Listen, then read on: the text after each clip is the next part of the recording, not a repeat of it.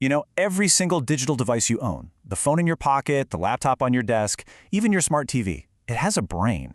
It's the part that does all the real thinking, the crunching of numbers and all the heavy lifting. That brain is the processor, and it works hand in hand with its crucial partner, memory. So today, we're going to crack open the case and see how these two tiny, incredible components power our entire digital world. So let's just start with a quick question. What's the brain inside the very device you're watching this on right now? Do you know?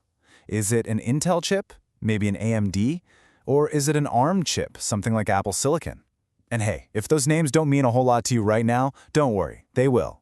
By the end of this, you'll know exactly what they are and, more importantly, why it all matters. All right, here's the game plan for today. We're going to start with the basics. What really is the brain of your device? Then we'll meet the two major families of microprocessors out there. After that, we'll dive into how a processor actually thinks. We'll cover what makes one chip faster than another, introduce its essential partner, memory, and then wrap it all up with what this tech talk really means for you the next time you're looking for a new gadget. Okay, let's dive right in. Section 1, the brain of your device. We're going to get a handle on the core components that make everything you do possible. So at the absolute heart of it all is this thing, the microprocessor. On the surface, it's just a tiny integrated circuit. But you should really think of it as this sprawling, microscopic city of switches, all designed to do one thing and one thing only: process instructions. This is the engine of your device, and yeah, it's pretty much always the most important and most expensive part in there. All right, Section 2, meet the microprocessor. Now that we know what it is, let's explore the two dominant families that basically run the entire processor world. You know, the story of the modern PC processor really kicks off way back in 1979. That's when Intel's 8088 chip powered the very first IBM PC. And that one chip, it started a whole dynasty. The family of chips that came after it set a standard we still use to this day, and it's called x86. So, every time you see a computer with an Intel Core processor or an AMD Ryzen chip, you're literally looking at a direct descendant of that original 1979 design. And that brings us to this big divide in the processor world. It's almost like two completely different design philosophies. On one side, you've got the x86 architecture, your Intels and AMDs. They absolutely dominate desktops and laptops, and their focus is just raw, unadulterated power. On the other side, you have ARM. ARM processors are all about energy efficiency, which is exactly why they rule the world of anything with a battery, like our smartphones and tablets. So, moving on to Section 3, how a processor thinks. I mean, how does this tiny piece of silicon actually do anything? Well, let's look inside its fundamental operating cycle. So how does a chip actually work? It follows the simple but incredibly relentless three-step dance. It's called the instruction cycle. First, it fetches an instruction from memory. Then, it decodes that instruction to figure out what it's supposed to do. And finally, it executes the command: fetch, decode, execute. It does this billions of times every single second. It's just wild. Now, that final execute step, that's handled by a really special part called the ALU, or the Arithmetic Logic Unit. The arithmetic part is exactly what it sounds like. It's the calculator, doing all the addition, subtraction, you name it. But the logic part is just as critical.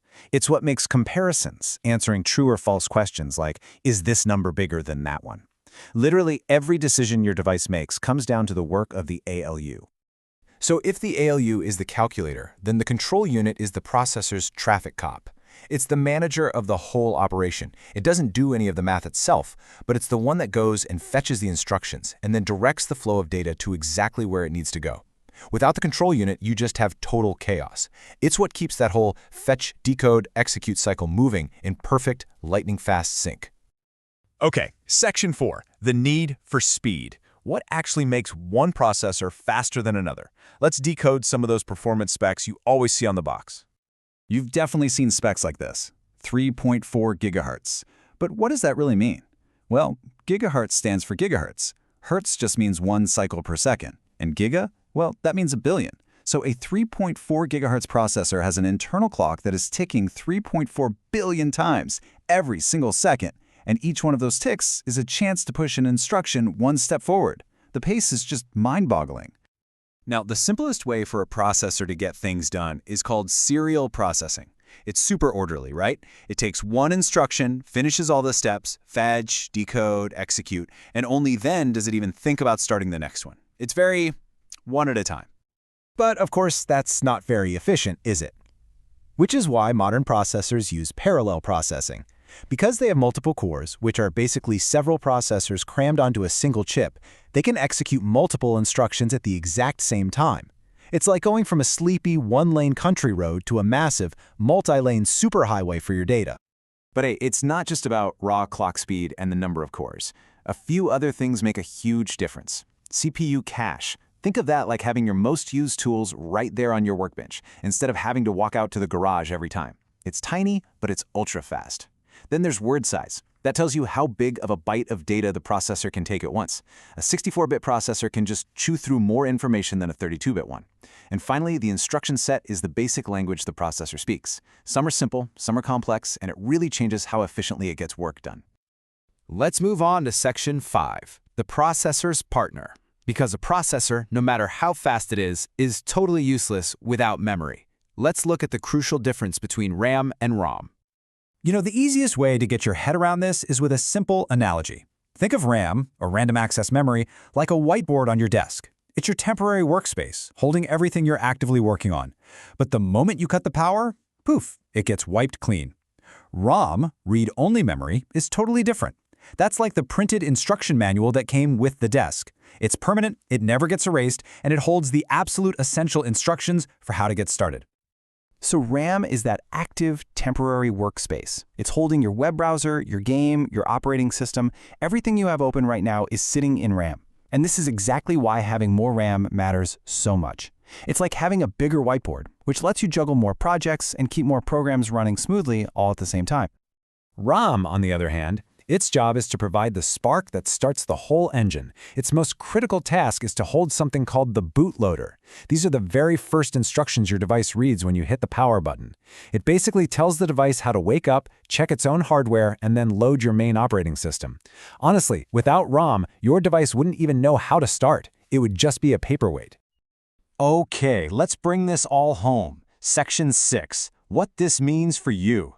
It's time to translate all of these techie specs into actual, real-world choices you can make.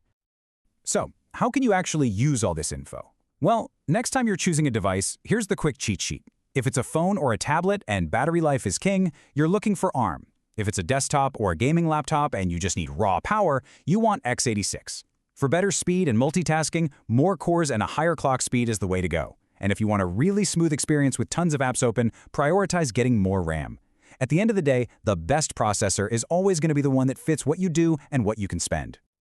And just to see how far we've come, think about this for a second. The processor in the phone you might be holding right now is unbelievably more powerful than all of the computers NASA used for the Apollo moon landings combined.